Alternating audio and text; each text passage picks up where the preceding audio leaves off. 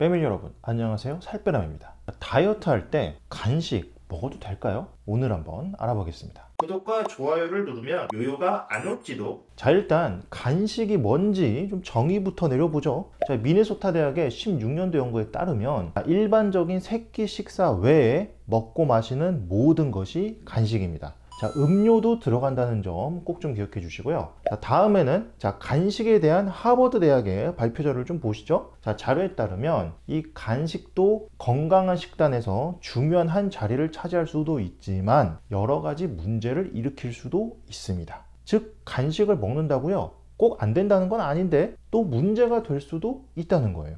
자, 실제로 이 퍼듀 대학하고 미네소타 대학의 18년도 연구를 보시면 간식을 먹으면 체중이 증가하거나 아니면 또 유지될 수도 있고 또 식이의 질이 떨어질 수도 있지만 또 오히려 높아질 수도 있어요. 자, 그러면 간식이 득이 될 수도 있고 독이 될 수도 있다는 말인데요. 이 어디서 도대체 차이가 나는 걸까요? 자, 크게 나눠보면요. 1번 어떤 간식을 먹느냐, 그리고 2번 간식을 왜 먹느냐, 자, 그리고 3번 언제 어떻게 먹느냐, 이 세 가지가 큰 차이를 만듭니다. 그럼 나쁜 간식과 좋은 간식의 차이를 만드는 이 세 가지 부분을 같이 한번 살펴보시죠.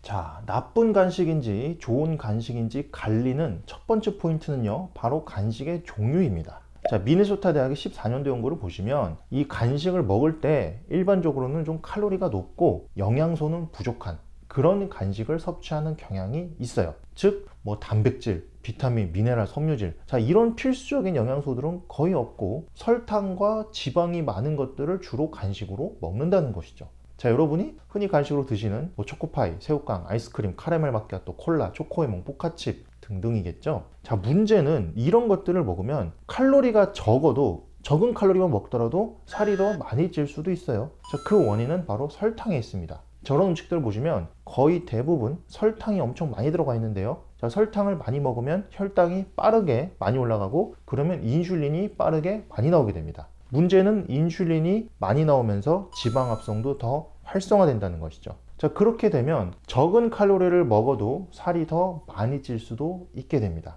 조금 먹어도 많이 찔 수 있다는 거죠. 자, 그래서 이런 종류의 간식들은 당연히 먹으면 안 되겠죠. 자, 나쁜 간식인지 좋은 간식인지 갈리는 이 두 번째 포인트가 바로 간식을 왜 먹냐인데요. 자, 앞선 부분과 연결이 아주 밀접하게 되어 있어요. 자, 미네소타 대학의 18년도 연구에 따르면 배고픔이 아니라 다른 이유 때문에 간식을 먹으면 전체적인 칼로리 섭취량이 크게 늘어난다고 하였는데요. 그 다른 이유는 대부분 감정적인 스트레스 때문에 먹는 것입니다. 자, 칼로리는 왜 늘어날까요? 자, 예일대의 16년도 연구에 따르면 감정적인 문제나 이 스트레스 때문에 간식을 먹게 되면 주로 설탕과 지방으로 범벅된 고칼로리 음식을 먹게 된다고 합니다. 자, 간식 종류 대부분이 설탕, 지방인 이유가 바로 여기 있었네요. 자, 실제로 제가 이제 임상을 볼 때도 이 환자분들을 실제로 보다 보면은 간식 드시는 이유가 다양할 수는 있는데 사실 따지고 보면 거의 대부분이 이 스트레스를 받아서 먹는 경우였습니다.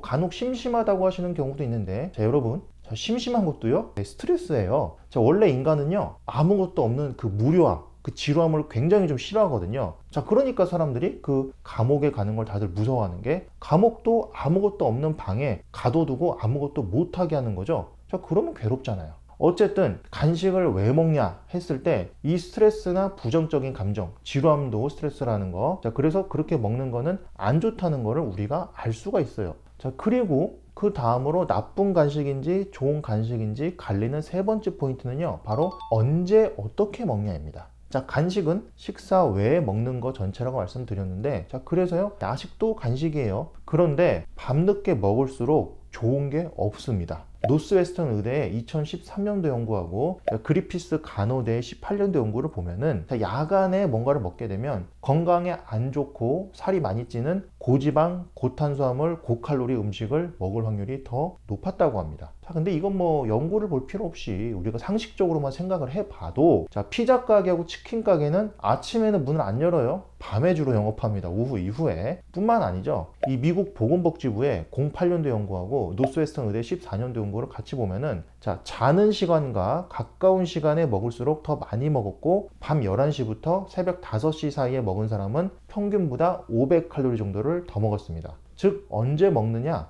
이게 굉장히 큰 차이가 나는 거예요.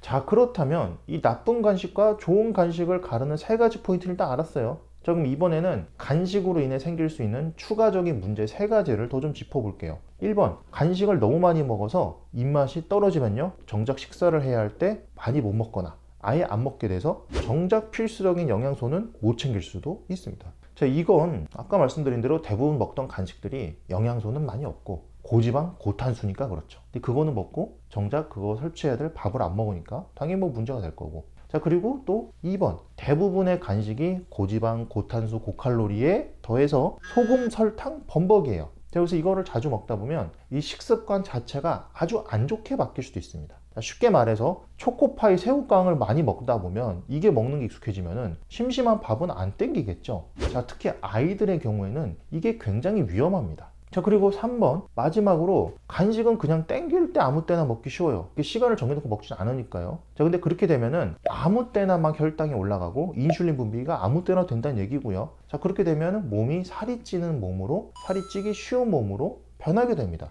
자, 이거 간헐적 단식 아마 많이 들어보셨을 텐데 그 간헐적 단식 원리의 반대로 가는 거예요. 살이 찌는 쪽으로 가는 거죠. 자, 그래서 앞서 말씀드린 그 좋은 간식, 나쁜 간식 가르는 세 가지 포인트도 좀 기억을 잘 하면서, 그리고 또 방금 말씀드린 이 간식 먹을 때 생기는 세 가지 문제를 해결해야 좋은 간식이 되는 겁니다. 자, 그러면 제대로 된 좋은 간식을 먹으면 과연 이득이 있긴 있을까요? 네, 있을 수 있어요. 자, 하버드 의대 발표 자료에 따르면 좋은 간식을 제대로 잘 먹었을 때 1번, 식사 후 시간이 오래 지나서 혈당이 내려가고 있을 때 에너지를 보충해 줄 수 있고요. 그리고 2번, 식욕을 조절해서 다음 식사 때 과식을 방지하는데 도움이 될 수도 있고요. 또 3번, 단백질, 비타민, 미네랄, 섬유질 등 식사에서 못 채운 부족한 영양소를 채울 기회를 또 줄 수 있고요. 또 마지막 4번, 노화나 질병 등으로 식욕이 떨어졌거나 아니면 뭐 질병, 체했다든지 그리고 식사를 제대로 할 수 없는 경우에 적절한 영양을 공급해주는 기회를 또 줄 수 있습니다.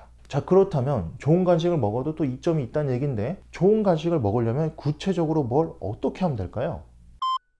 자, 그럼 이제 마지막으로 좋은 간식을 먹는 법, 실전 적용법을 알려드리겠습니다. 자, 좋은 간식 먹는 법 첫 번째, 내가 간식이 가장 땡길 때가 언제였는지를 좀 생각해 보시고 그 시간에 가깝게 간식 시간을 미리 정합니다. 밤늦게 야식을 드시던 분이라면 아까 말씀드린 대로 야식은 피하셔야 됩니다. 따라서 저녁 식사 후 1시간 뒤라든지 밤 9시 전이라든지 하는 식으로 시간을 최대한 앞으로 당겨야 되겠죠. 자, 그리고 오후에 간식을 드시던 분이라면 아까 말씀드린 대로 저녁 식사에 방해되지 않도록 이 저녁 식사 시간과 충분한 텀을 당연히 줘야 될 겁니다. 자, 그렇게 안 하고 저녁 식사 시간에 너무 가깝게 먹으면 저녁 식사를 또 제대로 못 먹었다가 그럼 또 배가 고프니까 야식을 먹게 되고 이런 식으로 악순환이 계속될 수도 있으니까요. 자, 그리고 좋은 간식 먹는 법 두 번째는요, 아까 방금 말씀드린 첫 번째와 좀 연결이 됩니다. 내가 왜 간식을 먹는지를 좀 생각해 보세요.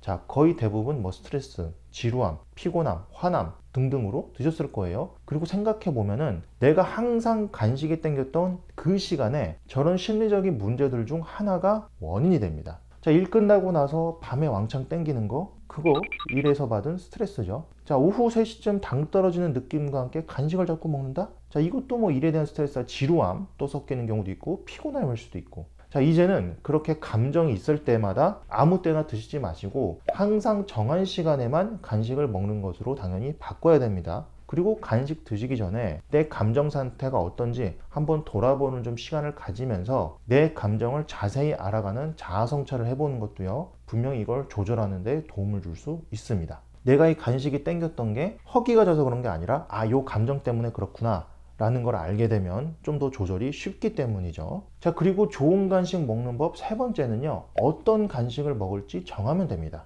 자, 애초에 대부분의 간식은 앞서 말씀드린 감정 등과 연관이 되어 있어요. 자, 그러다 보니까 필연적으로 특정 맛 달달하다든지 매운다든지 아니면 뭐 질감, 바삭바삭 씹힌다든지 자, 이런 것 등등이 땡기게 돼요. 자, 그리고 그걸 충족시켜줘야 내가 만족감이 최대로 오르게 됩니다. 자, 예를 들어서 오늘은 짠 게 땡길 수도 있어요. 자, 그러면 짭짤한 걸 먹어줘야 좀 풀리겠죠. 자, 이때 짭짤한 포카칩? 자, 그거 대신 짭짤한 자연 치즈를 드셔보시면 되겠고요. 아니면 소금 간을 심심하게 한 견과류도 있을 수 있겠죠. 자, 그거 말고 만약에 오늘은 달달하게 땡겨. 자, 달달한 것이라면 아이스크림? 자, 그것 대신 과일이 또 있습니다. 자, 또 와작와작 씹고 싶어. 씹는 맛이 느껴지고 싶어. 자, 양배추도 있고 뭐 당근도 있고 통밀 크래커와 아몬드도 있죠. 즉 내가 어떤 간식이 먹고 싶은지 잘 한번 생각해 보시고 그거에 가장 가까우면서도 살이 좀 덜 찌는 거, 구체적으로는 단백질과 섬유질이 많고 당질이 적은 거를 고르시면 됩니다. 자, 지방도 적을수록 좋지만 그것까지 하면은 너무 고르기가 힘들죠. 자, 일단 가장 핵심은요,